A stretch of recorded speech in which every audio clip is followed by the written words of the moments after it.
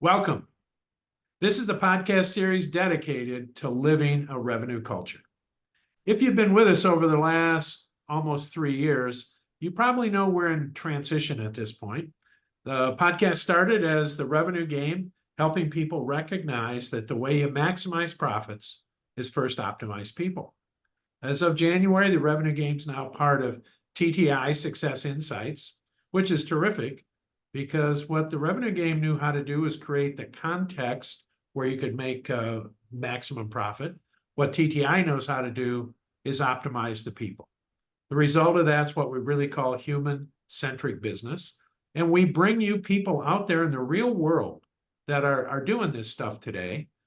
Sometimes they're doing it with great splendor and ease, and other times they're working really hard, but they're really focused on how do we maximize profits by optimizing people.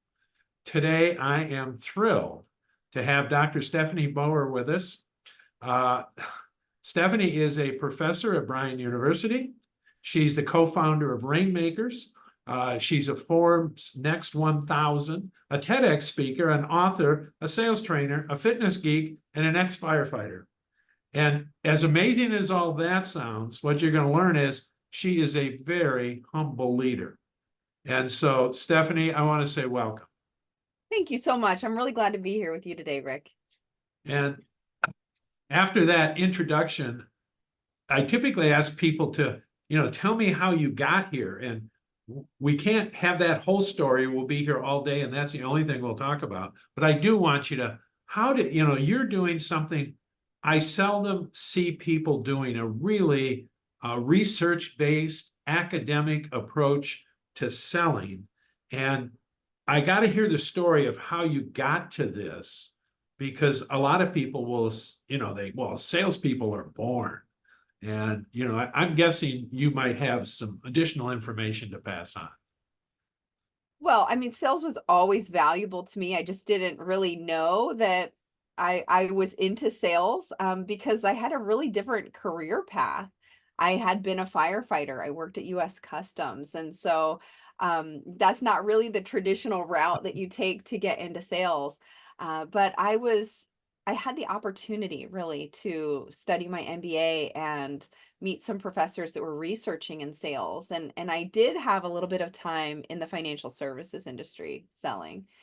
And sometimes I was great and sometimes I just wasn't. I felt like, gosh, there's got to be something that we can learn that you can consistently be good, or there's got to be a way. And there was an opportunity to actually work on a research project learning about just this and how salespeople learn and how to better prepare them. Um, so I started the research project. I got my PhD and did a dissertation in how sellers learn. And the last 2 decades, I've been studying this and trying to make an impact, trying to elevate the sales profession. Wow. We're going to talk a lot more about that. But one thing I do want to ask you to share a little bit. If I remember correctly, you just won an award from the American Marketing Association. I'd like you to share that with us and tell us a little bit about that. Sure. The American Marketing Association is the largest organization for marketing. They have these worldwide conferences. I know it's called the American Marketing Association, but it's really everyone around the world that is teaching marketing or sales or business at a university. And we applied for this Teaching Innovation Award, recognizing what we're doing at Rainmakers. So we created a tool that would allow students to prepare by practicing their sales conversations with an artificially intelligent customer. And it gives them feedback real time. They can practice as much as they want, and they get really detailed feedback. And so we've helped over 30,000 students have more than 600,000 conversations with feedback. And we presented at the conference, and we were awarded the first place prize for our work with Rainmakers. Wow. Now, and you and I have talked about this before, and this gets really exciting to me. Would you share, because I know you have an academic program at Bryan, but you also have organizations that come to you and say, how can you help my organization? So would you talk about both of those things so that we get a Sure, feel for both the university side of and what course. the world is looking at? So I run the sales program at Bryant University, which is in Rhode Island, and I've been doing that for the last 15 years. And Oh, before that, I was at University of South Florida. So we're training students on how to sell. And the best way to do that is you have to actually give them an opportunity, and at bat practicing selling whatever you're teaching them, you have to give them an opportunity to practice and apply those skills.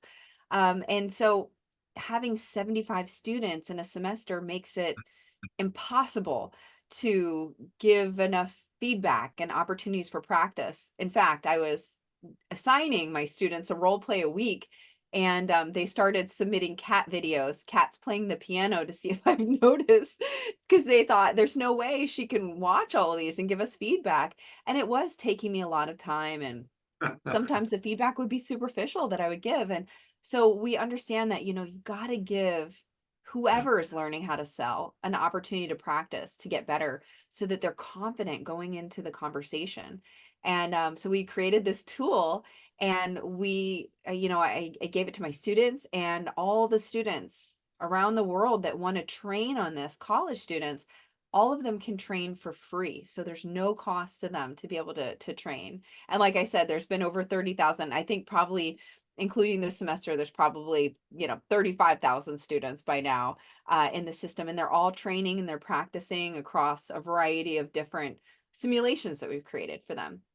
And you're right. So we have companies that support the program to make it free for all of the students. And along the way, they would recruit the students, and they realized, oh my goodness, these students have had 100 at bats at having conversations and role plays, and they're getting feedback every time. And so, they're so ready for the conversations. And some of them would even outperform some of the people that had been there for a couple of years. And so they started asking us about creating the kind of training that we're offering in colleges to their own teams, but of course customized to the conversations that they're Yeah. having.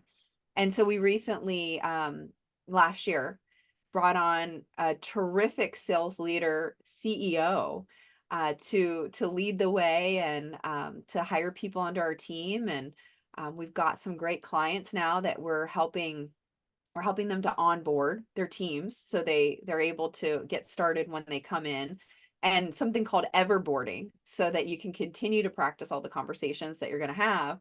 But then there's also pre-boarding, so before the person even shows up, they have a level of proficiency that they can attain before their first day on the job. So it just gives managers so many metrics about how coachable somebody is, how much effort they're putting in, their level of resilience and grit, so that you're really confident about your team going into your seller going into the call, that they're going to have a great conversation. Wow. My mind is just spinning on this. A couple of things. I'm imagining you're really supporting a career path where somebody could come in a kind of junior role, or they could come in a virtual role and then move to outside the office, or as the products change, or that kind of thing. There's this opportunity to continually get better and prove you're better before you have to even do it. That's it's totally right. And so, think about how long it takes a person to ramp up when they start. It takes them quite a while. And what we've learned from some of the data is that it takes about 40 to 50 conversations with feedback in order to reach a level of mastery in the conversation, right? And so imagine if you can have your seller training on those conversations, and then you're just completely shrinking that ramp up time, because now they've had plenty of conversations, they have plenty of feedback, and they're ready to go. But then every time you're selling to a new customer, you have new set of objections, the market's changing, you have, challenges with some of the competitors that are out there, and you need to have practice to get ready for those calls. You can't just throw someone into a conversation and expect them to do well their first time.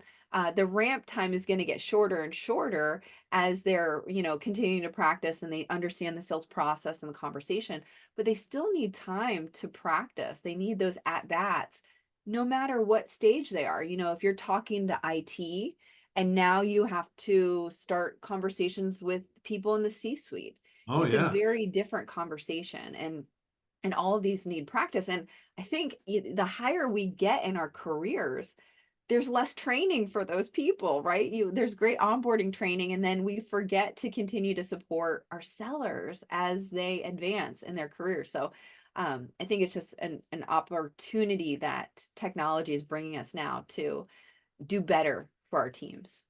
Yeah, again, you totally got my brain spinning. For years, I mean, for 30 years, we would use a super. Now, after listening to you, I'm embarrassed we did it, but we would tell people until you've at least said whatever you're going to go say 3 times, you don't even own the words. And you Yeah. can't possibly practice until you've at least presented this 3 times to the cat or to somebody so that you've got the words out. Then you need to Right. practice it 10 to 20 times, hopefully with friendlies, so that if you don't do it well, it's not harmful. But you're taking it so far beyond what we would coach people to do that it's really cool.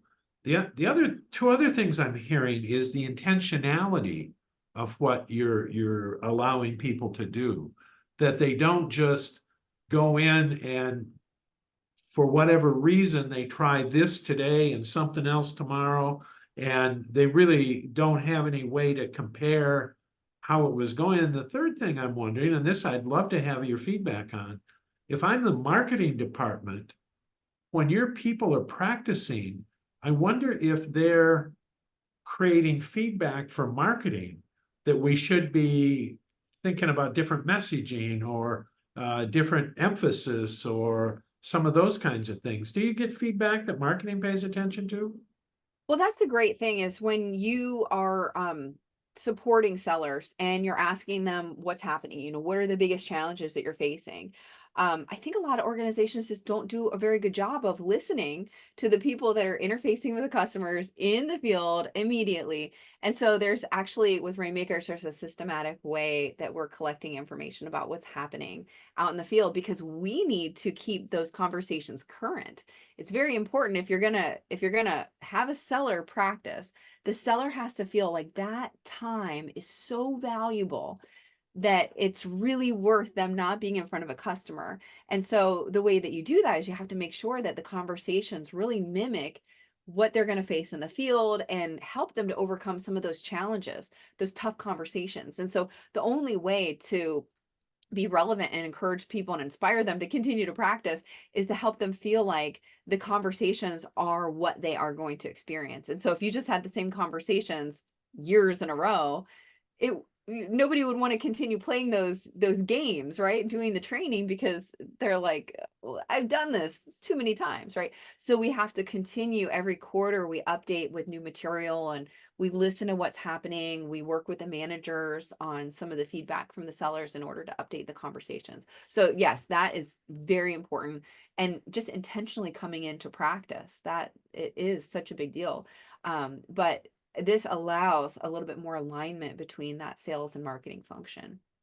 And certainly depending on what you read, but using the Challenger Customer book as an example, where they talk about the fact you've got 7.5 buyers that you're dealing with in an enterprise environment, and each of those buyers has a different motivation, and they have different value opportunities they're looking for. And those people can be as diverse as corporate digital security and procurement and HR to make sure this is appropriate for diversity. And then there's the people that actually care about what you're selling. And all of them, you're communicating to all of them. Does what you do help people prepare for those kinds of situations? You can prepare for any situation that you're going into that requires some type of a conversation. So if you say, all right, we're going to have 5 different people that are in the call, we need to be able to speak to those. You can do drills on specifically what those people struggle with. You can also design role plays where there's multiple buyers in the conversation. So you can practice and simulate what that would be like as well. Where if you were role playing with your team, in order to simulate something like that, you would need multiple people from your team to be able to hop in on that call. And organizations don't have the resources, and managers have so much more work to do these days, and administrative work, that even those, role playing once a week is just not really attainable for most companies, or even once a month. It just, it seems like practicing is just, it ends up not being prioritized, even though it's such an important thing to do. Yeah, and even if you had the people and the time, not many people in typical selling organizations adequately represent a corporate legal department who's reviewing this, or the finance department's input on this conversation, or engineering's take. So it's hard to even get a good role play because they don't know how to represent that person.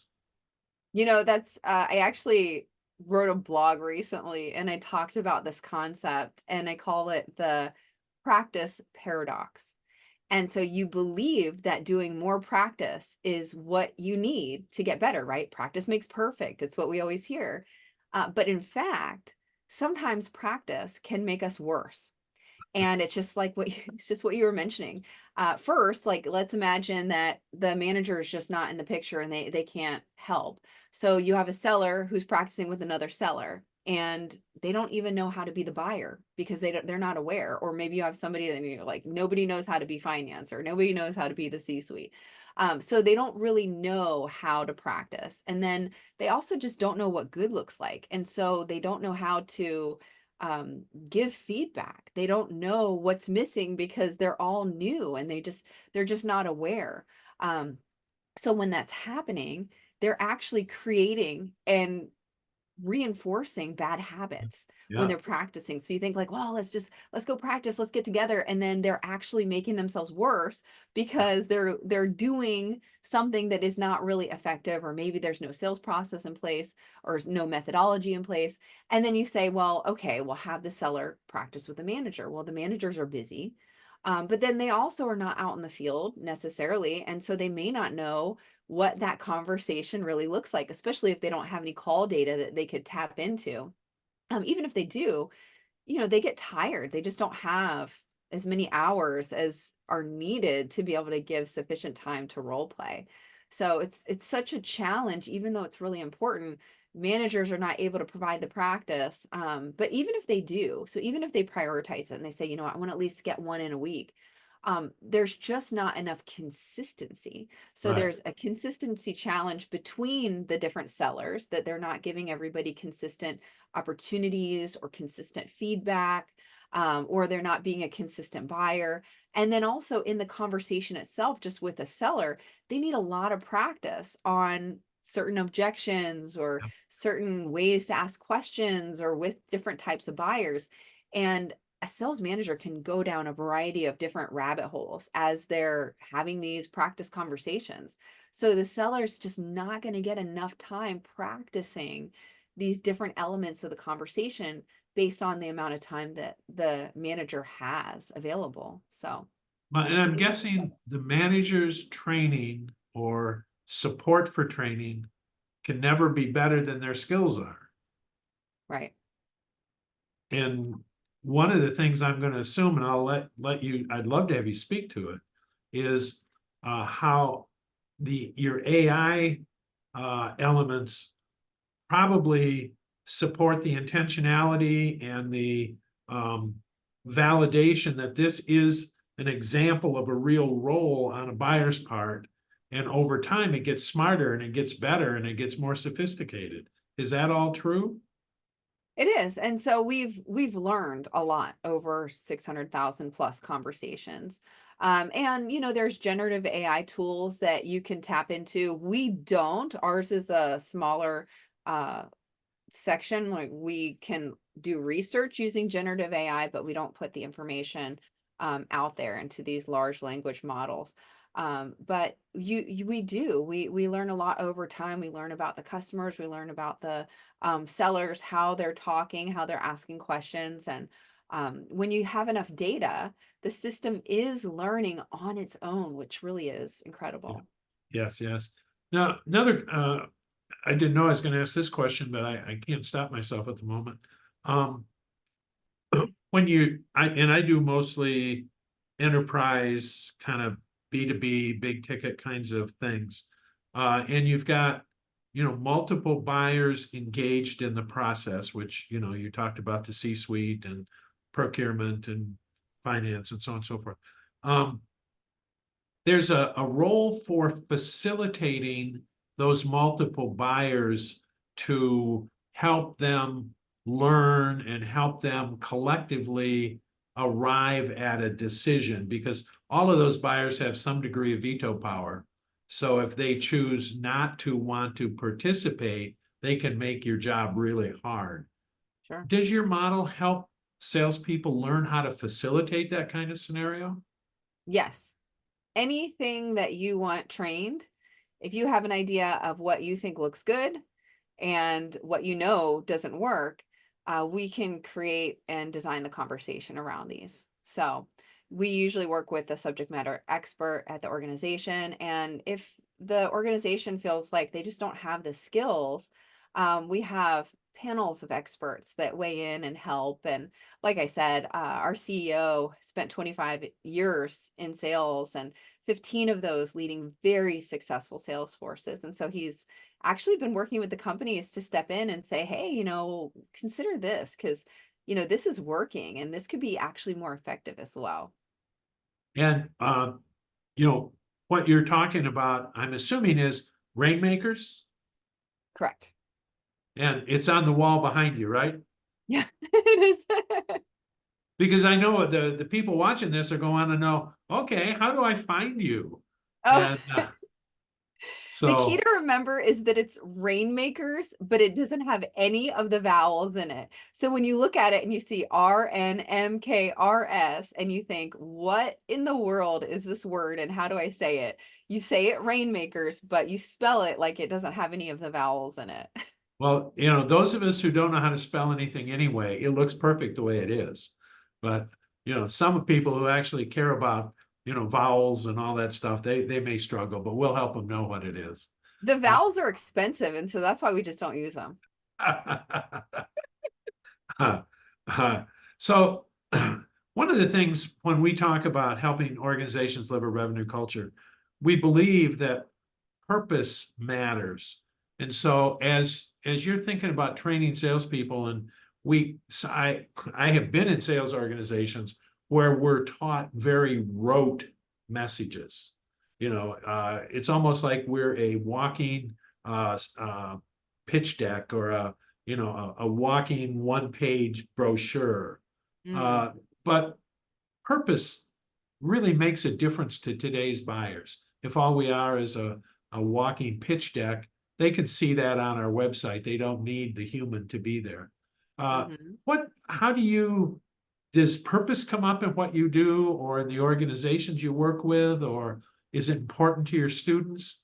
Um, Oh yeah. Oh yeah. I mean, definitely purpose driven. We hear that a lot with our customers and you don't really feel very special if you show up to a meeting and someone is just pitching you on everything that you were able to read ahead of time on the website. And buyers are so much more informed and we have so much data at our fingertips. And now with AI tools, we have even more data and we can scan through the data so much more efficiently.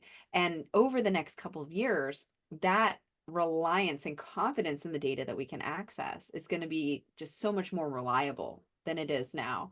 But it really is. I know for my students, they want to feel like they're really making a difference. They want to feel like they're helping in some way. Most of them say that they just couldn't sell a product that they don't support and that they don't believe in.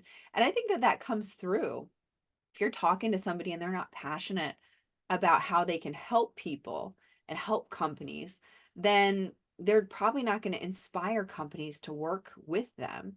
So when I think of purpose, I think of, that value that they feel that they're helping, that they're solving a problem, that they're doing something that's actually really meaningful. So we focus a lot on that in the program. And then we also think of purpose in another way too, of like being purposeful when you're Mm. practicing, being purposeful and intentional in the conversation, not just, going through the motion, but having a meaningful conversation. And I think that there's a lot of value, which AI might be replacing some jobs and some things that we do, but it's not able to really replace us having that meaningful, thoughtful, human to human connection with the client, showing them that you really understand, that you care, that you're there to help them and to solve their problems.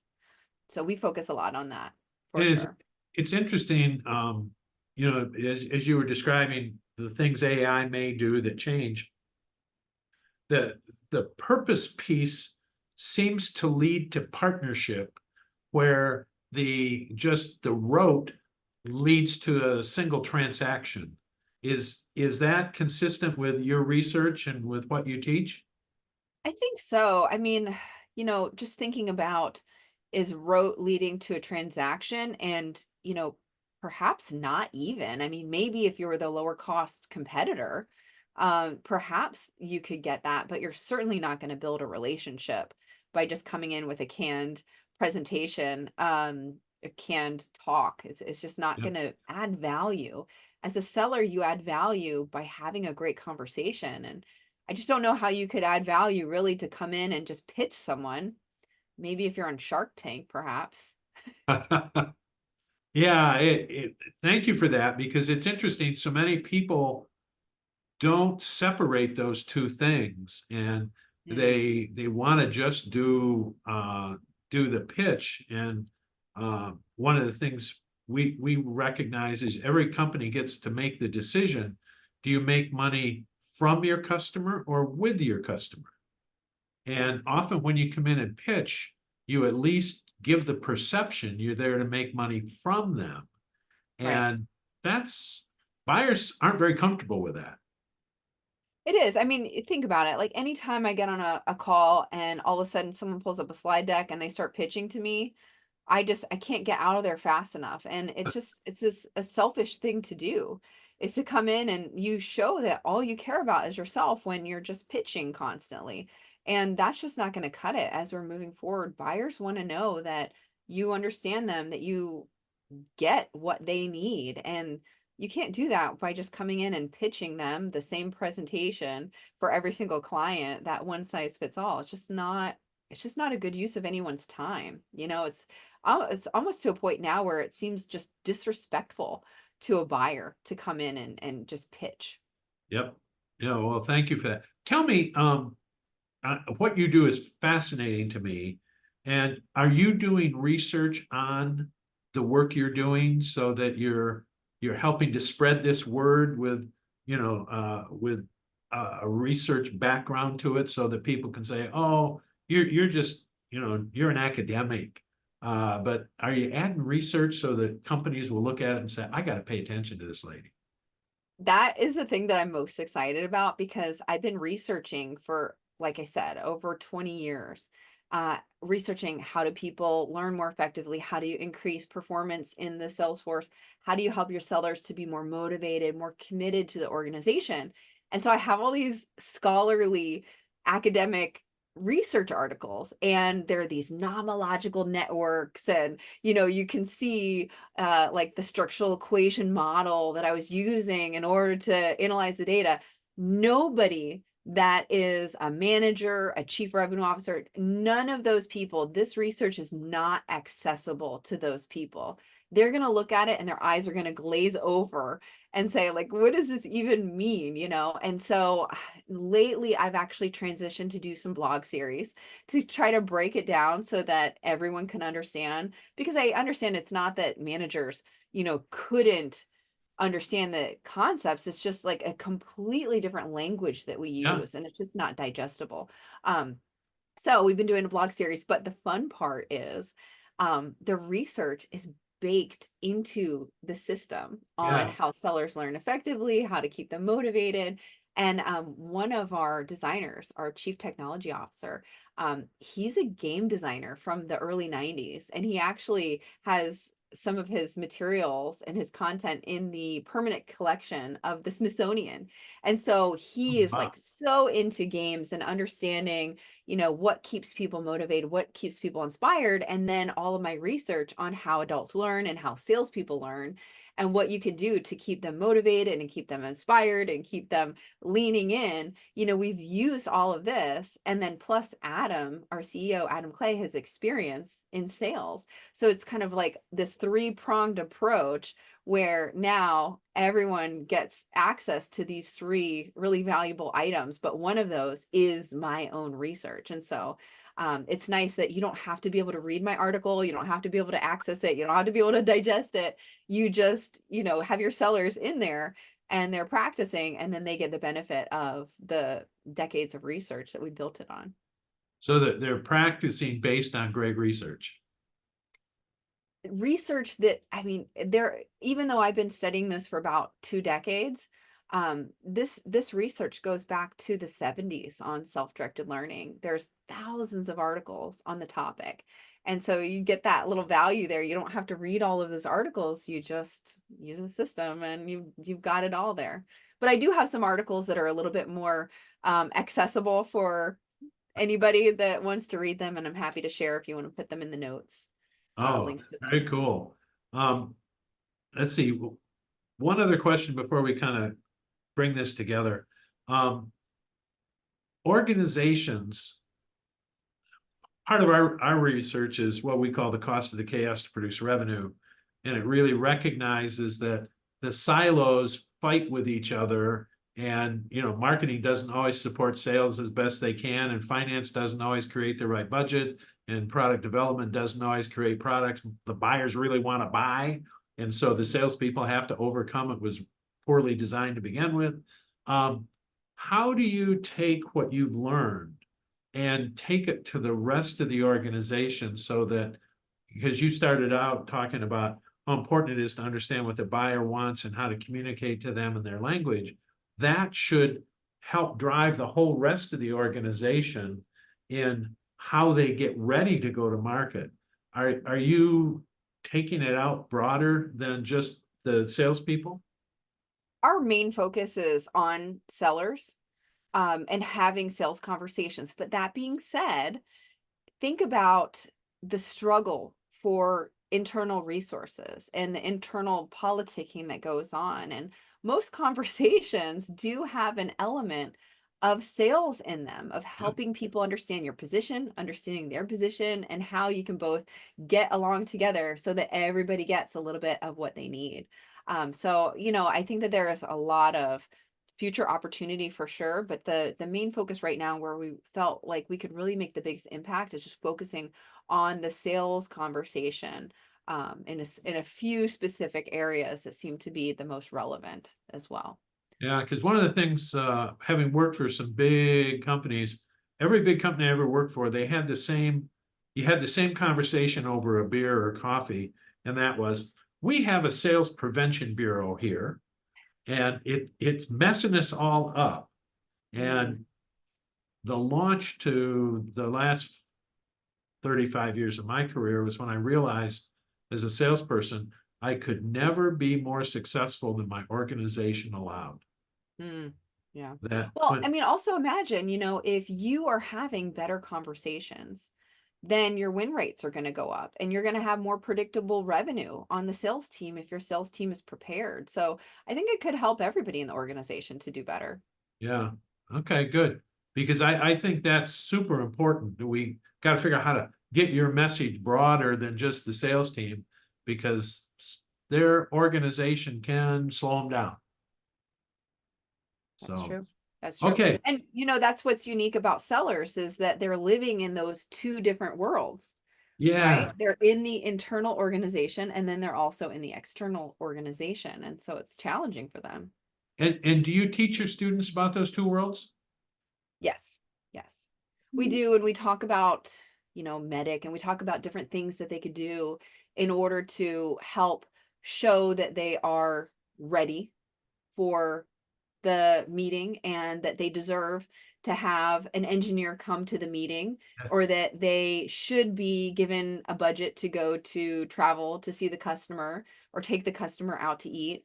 And by being prepared and being organized and understanding how likely you are to get a deal to happen, all of these Yeah. things can help you to gain the internal support that you need in order to face the customers, right? And so, sometimes it's challenging because you want to do best by the customer, but you also need to do best by your organization, Yep. and those don't always align with each other, right? So it is a bit challenging for students coming out, for experienced sellers to go through and try to get the internal organization support and manage the politics and manage the relationships with their peers and the people that they're, uh, reporting to, and then also go on, and no matter how their day is going, no matter how bad that last call was, that they have to put on a smile and they have to try to give that customer everything that they have and just leave all their emotions behind. It's a challenge to do that. And we do some training, we do improv training, to help students to be able to adapt and think on their feet and be able to manage their emotions, and of course the role plays and the practice, so that they're not um, as devastated if they have a really hard call, because they've had a lot of really hard calls already, so that they're able to pick themselves up quickly. Yeah. Um, as I'm listening, I'm hearing that part of what your students are learning is that part of their role is to teach, whether they're teaching their customer something their customer doesn't know, or maybe teaching their boss or their boss's boss that there's something they should think about a little differently so that they can be more successful in their jobs. Is that a good observation on my part?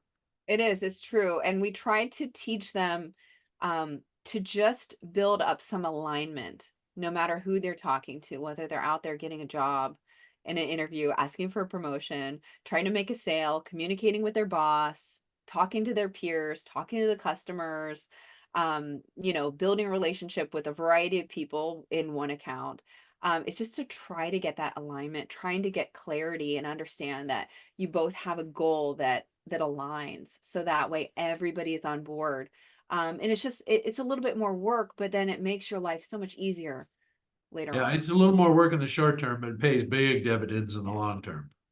And I tell you what, some of the most fun stories that I hear from my students are when they come back and they say, "Oh my gosh, I had this fight with my parent for years and I just couldn't get past it." Or like my sibling, or, the person that I'm dating right now, we just kept having this argument. And they're like, "I used my selling skills and now we're past it." Or, "Now I have such a better relationship with this person in my family because I just learned this technique in sales." And so I love the fact that the selling skills go beyond the actual sales conversation into their personal relationships to make them better. Absolutely. So what advice do you have for new people coming into the sales world? And then I'm going to ask the same question, but for the bosses of people coming into the sales world. What, Ooh. based on your research and your experience and all the students you've had, what are the advice for those two groups? So for anybody coming into the sales world, whether you're coming out of college from a sales program, or you're coming out of college and you're not in a sales program, or if you're just making a career transition, which I've seen a lot of this lately. I don't know if you've seen it, but there are a lot of teachers that are actually moving into sales roles. And I would say, think about the sales process. Understand what success looks like, whether you have some kind of structure already from the organization. If you don't, you can still go along, maybe some ride alongs with the most successful sales reps, or listen to the calls and just understand what good really looks like. And then find people that can practice with you.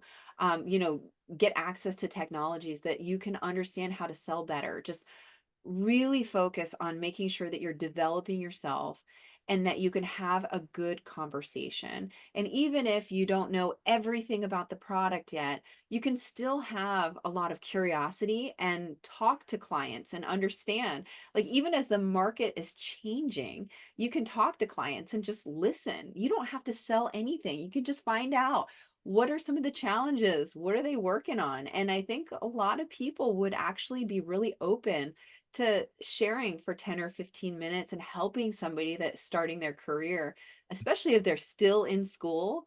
I think anybody that you reach out to would be willing to give you a few minutes to give you some tips or to talk about what the priorities are. So I would say, don't be nervous and shy about reaching out and asking for help, because people are out there that do want to help you. And, if you don't find those people, see if you can start using some of the technologies that are out there to effectively train. If you're a college student, you can use Rainmakers for free and really master the sales process. So yes, to reach out to me, and I'm happy to make a connection for you. So what's the advice you have for their bosses or their bosses' bosses? Sure. Now, this is really interesting because there has been a big shift. There is a big focus on professional development. There is a big focus on career trajectory. So, in the Rainmakers data, we always are asking, what are you looking for in a career? What are you looking for in a company? What's most important to you? And you would think that people would always say, if they wanted to go into sales, the most important to me is making money. I just want to make as much money as I can, but that is not it. The two things that are the most important is, I want to see where my career is going to go in this company. People really do want to stay in the company. And then the second one is opportunities for professional development. So creating a culture that is supportive, creating a culture that provides practice, feedback, mentorship, and really is investing in the sellers, is going to provide so many gains for the company. Because as a salesperson, and this really aligns with my research, as a seller, if you feel that you're supported, if you're feeling like you're getting the training that you need, you go into your sales calls and you're more confident. You want to have the call. You're like, I'm going to win. I'm going to be great. And those sellers are going to follow those managers wherever they go. But if you don't do that and you don't make your people feel like they're safe to practice, that you're there to support them, and if instead they feel like they're going to be on a pip if they do a role play with you, or, they're just not valued, then they're not going to work as hard. They're probably going to start looking for other opportunities. And then they're going to have call reluctance. So Yeah, they're not going to want to pick up the phone because they're going to feel like, I'm going to fail again. yeah. Right. And so it's just so important to support your team and provide opportunities for training and practice on the areas that matter. Not these like compliance training, but really showing your team that you're trying to develop them so that they can become better. That is where the value is. And for leaders, if they can lean into that and create an environment that supports the mid-level managers, the frontline managers, and the sellers, what we know in the research is that actually customers are far more satisfied when the employees and the sellers feel that they have a certain level of support. Performance goes up, motivation goes up, organizational commitment. So for a sales leader, focus on practicing and supporting your people, and it will pay off. I can't think of a better end to a podcast on helping to optimize your people than your last 5 minutes. So thank you for that. Of course. I mean, like, all the research points in this direction. So, I know sometimes companies are purchased, sometimes decisions are made to try to save money, but in the long run, if you look at it, you can see that those companies do not survive. And the most important asset to the organization, their people, are just leaving, or they're not productive. So, yeah. Amen. And in today's market, there aren't enough people, and there certainly aren't enough of the right people. So you better take care of the ones you got, because that's your opportunity for the future, and theirs as well. That's right. So okay, this has been spectacular, and I just we could go on forever, and I may call you someday and say, let's do another one, because this has been great. So is there a last thing you'd like to leave with everybody that, just as your view on how we can collectively, make this world a better place? Wow, that's how can we make the world a better place? Gosh, there's a few things that we can do. But I would just take a step back, right? And just think about being a little bit more present in the conversations that we're having, whether it's sales conversations or any kind of conversation, and just really give the person that you're talking to your full attention in our conversations, not being on your phone, not getting distracted by your watch going off or the emails coming in, or trying to do something else when you're on a Zoom call with a client, or right, like so much multitasking is going on, so much distracted behavior.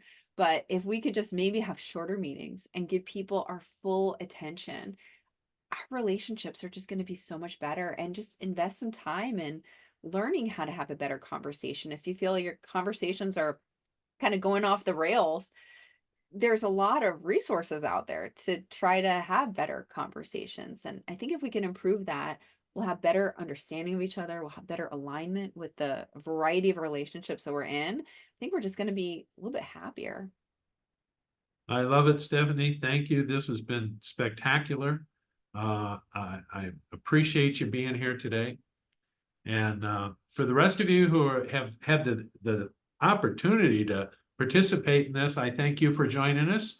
And I look forward to having you with us in the next one in a couple of weeks.